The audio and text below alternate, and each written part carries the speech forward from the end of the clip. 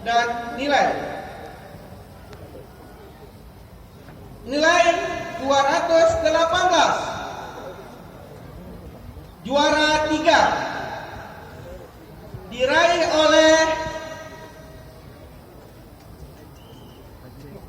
Kota Sabah.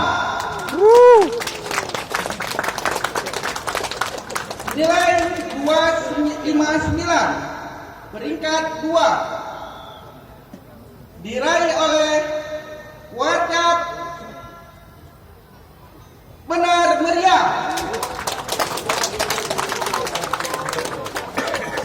Peringkat 1 nilai 268 diraih oleh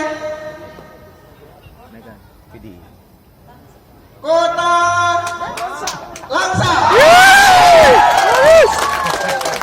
Ditetapkan di Banda Aceh pada tanggal 19 Agustus 2019. Gerakan Pramuka Warga Daerah Aceh, Ketua tertanda Haji Muzakir Manaf.